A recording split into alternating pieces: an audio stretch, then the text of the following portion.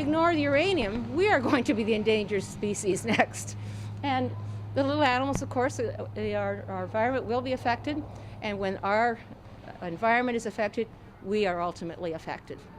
And unfortunately, Mr. Garrison doesn't just get it. He doesn't realize that we need a moratorium now so that we can deal with these other issues like the Mining Act and the Indian Act and the unsolved land claims. We need a moratorium in order to keep us safe until we decide how to proceed safely. That's all that people are asking.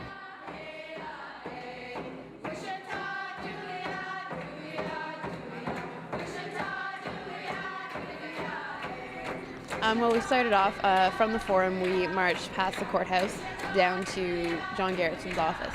And in between meetings, he was actually supposed to show up at the forum and at the last minute pulled out. And so between meetings, he met with us for a few minutes and we read him a summary of the letter that we presented to him on behalf of concerned citizens of Kingston, and it was signed by the group of us that showed up. Yeah, at first he came out, he was very cordial, shook our hands, listened to to our letter, but very quickly you could tell he really didn't have any interest in it. In fact, at times you could tell quite flustered and was getting very frustrated with us, even though we were simply standing there talking to him. This is a complicated issue. I think you all know that. And Mr. Lovelace's issues are being handled by the courts. And I really can't comment on that. It's my understanding that there are very alternatives possible for him and for everyone else involved in the process. And he should do whatever he feels he should do. But of course, the system of justice that we have in the province of Ontario should prevail.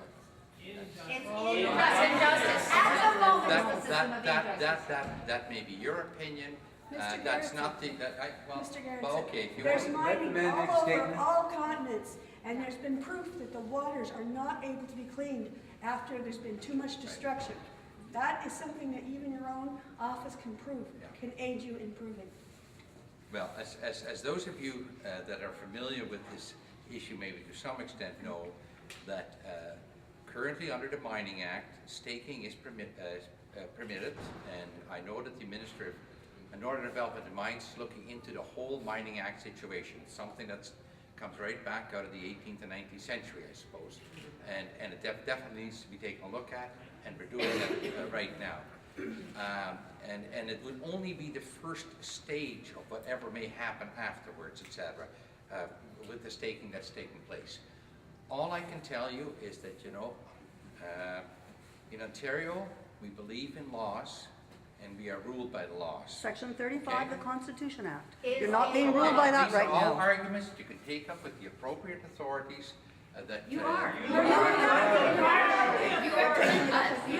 And the Ontario government can remove these lands from staking. The lands can be removed from staking. They can be.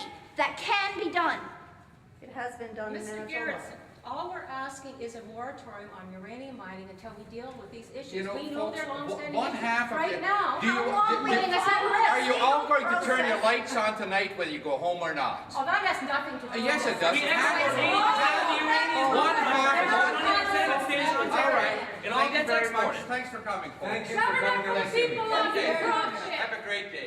Pretty much it seemed like as if he was trying to tell us that there was absolutely nothing he could do. Even though he is our elected representative, he simply put it off as not his responsibility. And of course made a joke about going home and turning our lights on, and therefore we should not be complaining about a uranium mine. Yeah, basically he summed up the entire issue with a condescending comment about going home and turning on our lights. So basically he ignored our concerns. He took the letter, but beyond that wouldn't listen, because apparently, like him said, we had to listen to him first, despite it being his job to listen to us. There was a lot of positive response today in the forum and also in the march to John Garrison's office.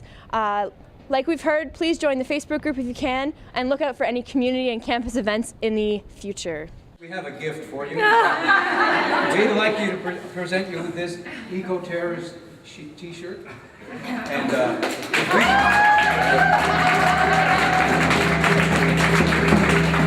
on the back it says, hell no, we won't glow. It would be lovely if we could see this someday on television in Queen's Park. Thank you very much for your time.